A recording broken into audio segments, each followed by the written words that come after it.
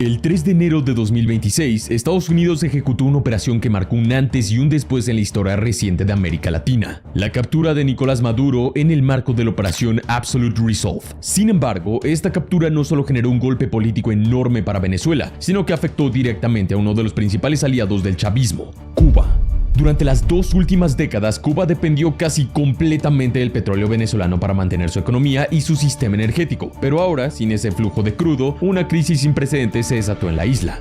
La economía está en caída libre, el turismo se desmorona, aerolíneas internacionales cancelan vuelos y apagones profundos afectan la vida cotidiana de millones de cubanos. Aquí no estamos hablando solo de una crisis energética, social y humanitaria, sino también de una crisis política de enorme escala que deja contra las cuerdas al gobierno comunista que ha gobernado Cuba desde la revolución de 1959, y el cual es comandado actualmente por Miguel Díaz-Canel desde abril de 2018. En este contexto, solo queda una pregunta por hacerse: ¿estamos realmente ante el final de una Cuba comunista? Bueno, en este video te contaré cómo es la situación en Cuba en estos momentos, cuáles son los movimientos que el gobierno castrista de Miguel Díaz-Canel puede realizar para evitar su caída y, por supuesto, qué está planeando Estados Unidos. Te habla Jorge Rojas. Bienvenido a Armapedia.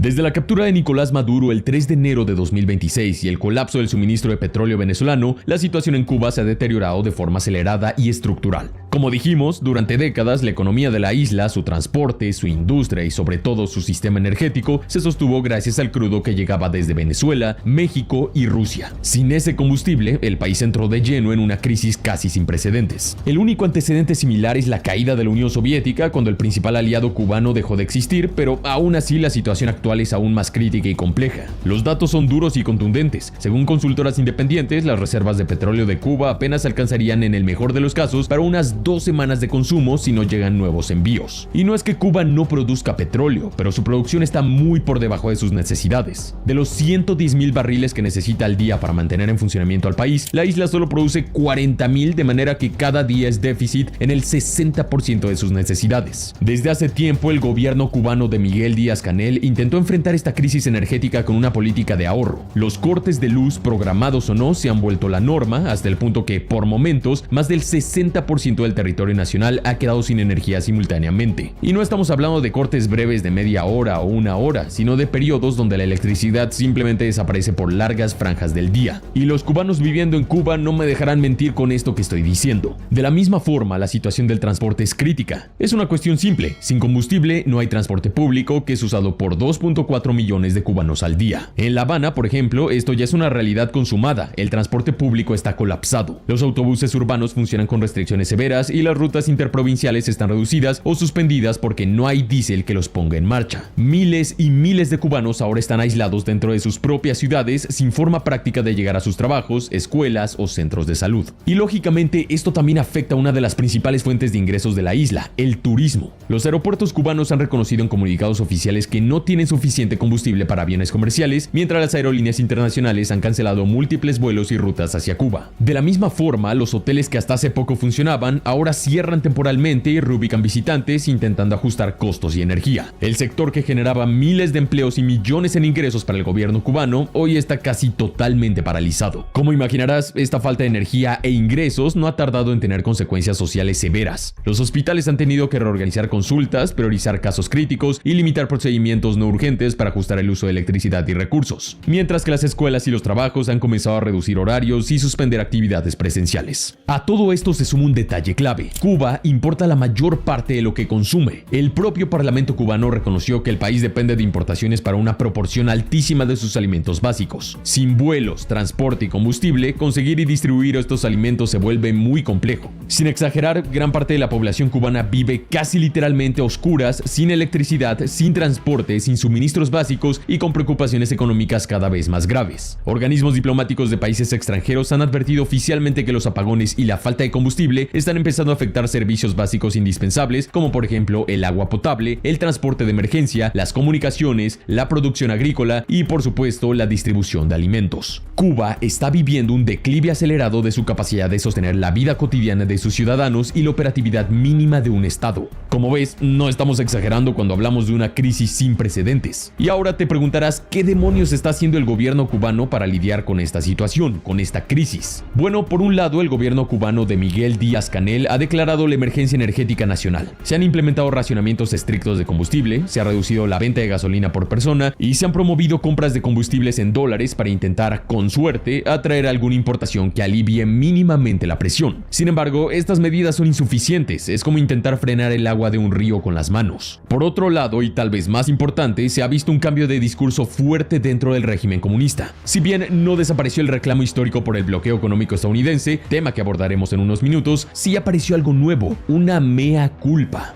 Y tenemos que empezar a cambiar desde el partido. Es que nosotros tenemos que lograr que nuestra militancia y nuestras organizaciones bases nos sentamos responsables de todo lo que funciona mal y de todos los incumplimientos.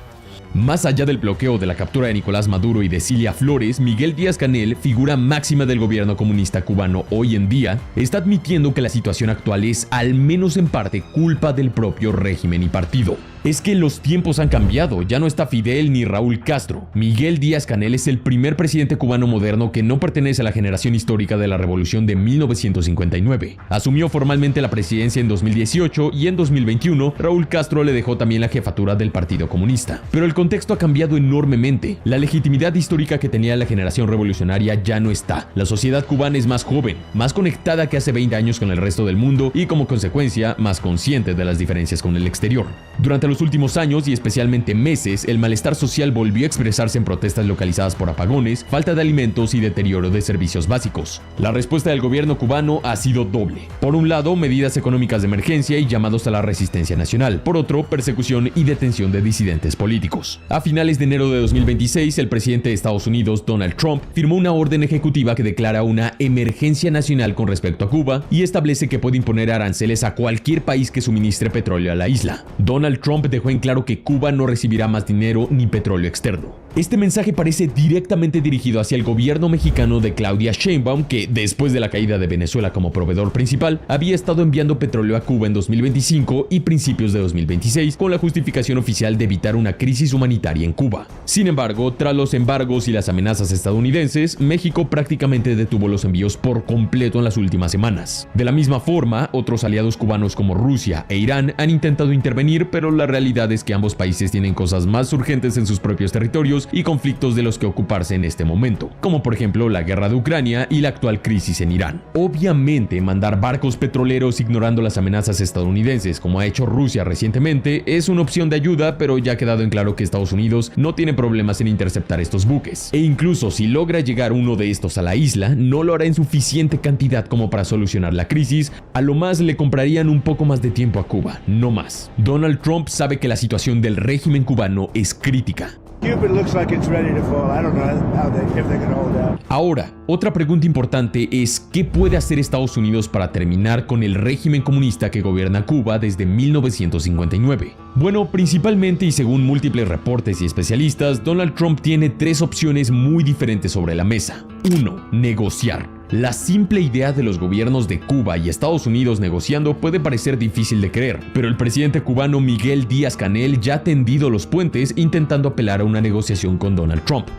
Cuba está dispuesta a un diálogo con los Estados Unidos, a un diálogo sobre cualquiera de los temas que se quiera debatir o dialogar.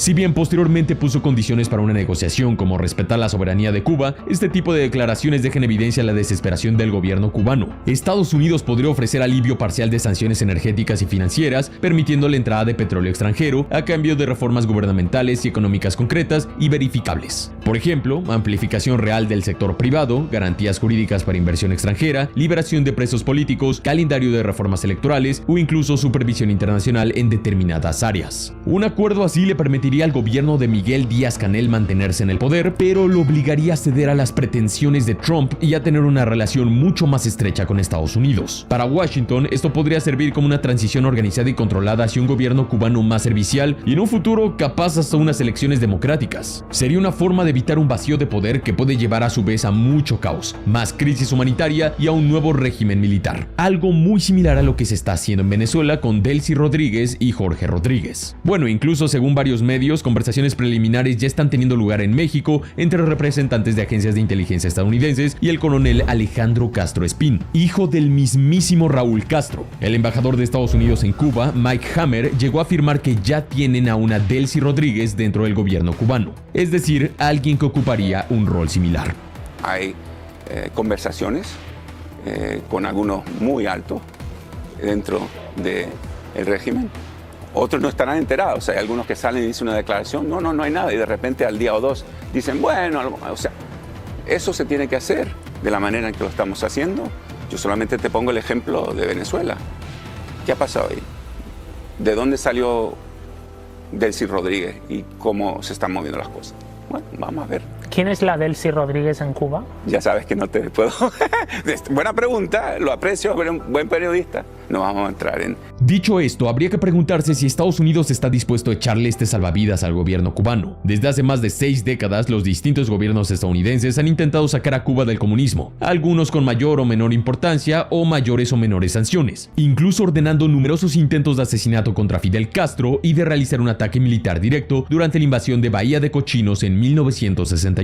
También es un problema político e ideológico. Dentro de Estados Unidos existe un sector que considera que negociar con La Habana equivale a colaborar y ayudar al régimen. Y dentro de Cuba, aceptar condiciones impuestas por Washington podría ser visto como una rendición ideológica. Además, en este momento el gobierno cubano está desesperado, pero es posible que en un futuro recupere cierta fuerza o logre acuerdos petroleros con otros aliados como Irán o Rusia. Aún así, no hay que descartar esta opción. Ya conocemos a Donald Trump lo suficiente. A él no le importa tanto lo histórico y lo ideológico si puede cerrar un buen trato que vaya acorde a sus intereses energéticos, económicos y políticos. Trump es un tiburón y huele sangre. El régimen cubano está desesperado y eso lo pone en posición de lograr un acuerdo muy favorable para Washington. No obstante, aquí entra en juego otra figura que no podemos dejar de mencionar: Marco Rubio, el secretario de Estado de los Estados Unidos. Este es uno de los hombres con más poder e influencia en el gobierno estadounidense, algo así como la mano derecha de Donald Trump después de J.D. Vance. Pero además es hijo de inmigrantes cubanos, nacido en Miami y durante años fue uno de los senadores más duros en materia de política hacia La Habana. Su trayectoria política estuvo marcada en gran medida por una postura firme contra el régimen cubano, al que ha calificado reiteradamente como una dictadura represiva que debe enfrentar consecuencias concretas. Si bien la decisión final no corre por Marco Rubio, sino por Donald Trump, no hay que subestimar su aporte y su opinión. Es una figura clave dentro del gobierno estadounidense y su postura contra el régimen puede llevar a Washington a adoptar posiciones más duras. Y justamente en el otro extremo, lejos de la negociación diplomática, está la opción más arriesgada y terminante.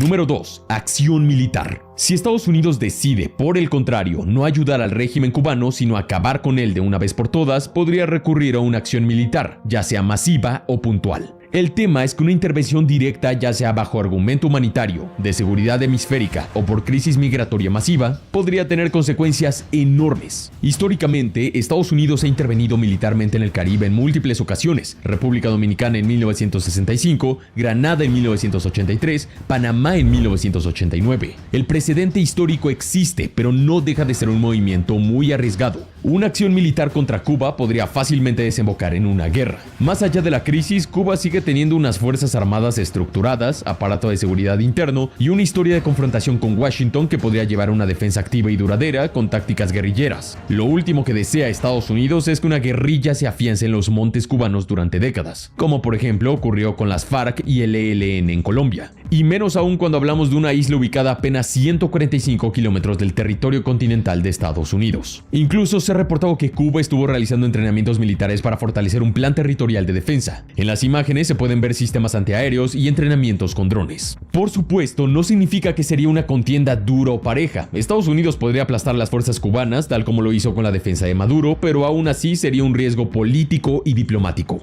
La comunidad internacional y la oposición interna probablemente no verían con buenos ojos esta intervención, que podría arrastrar a Estados Unidos a un conflicto bélico más prolongado. Algunos han hablado de una acción más reducida, como una operación de captura, similar a la que ocurrió en Venezuela con Nicolás Maduro y Cilia Flores, pero en este caso no no tendría tanto sentido. Miguel Díaz-Canel es el presidente cubano, es verdad, pero no es una figura de poder absoluto o simbólicamente inseparable con el régimen comunista en el sentido que Maduro lo era para el chavismo. El verdadero equivalente sería haber capturado a Fidel Castro cuando estaba vivo y gobernando, o al menos a Raúl Castro, pero este tiene 94 años actualmente, así que no tiene mucho sentido que la Delta Force vaya por él, no le queda mucho tiempo de vida. De hecho, capturar a Miguel Díaz-Canel sería hasta negativo. Podría generar que el gobierno cubano se fortalezca bajo una narrativa de defensa soberana nacional y impulsar al poder a otra figura, como por ejemplo Óscar Pérez Oliva Fraga, sobrino nieto de Fidel y Raúl Castro, un ingeniero industrial de 54 años que ocupa los cargos de viceprimer ministro de la República de Cuba y ministro de Comercio Exterior e Inversión Extranjera. Otro posible candidato a sustituir a Díaz-Canel sería Roberto Morales Ojeda, actual secretario de organización del Comité Central del Partido Comunista de Cuba. Debes saber que en el sistema político cubano el Partido Comunista constituye el verdadero centro de poder, por encima del aparato gubernamental formal. Quien controla la estructura del Partido Comunista controla la maquinaria política del país. También podrían mencionarse figuras como el ministro de las Fuerzas Armadas Revolucionarias FARC, Álvaro López Miera, cuyo peso radica en el respaldo militar, o el propio primer ministro Manuel Marrero Cruz, encargado de la gestión administrativa y económica del gobierno. Sin embargo, cualquier sustitución no dependería de una alianza personal entre funcionarios, sino de una decisión colegiada dentro del núcleo duro del poder, que es el buró político, el comité central y en última instancia el respaldo de las FARC. En este momento, la idea de una acción militar estadounidense dentro de Cuba es realmente muy poco probable, porque sería asumir un riesgo muy grande, pero no es imposible. Todo esto nos lleva a la última opción.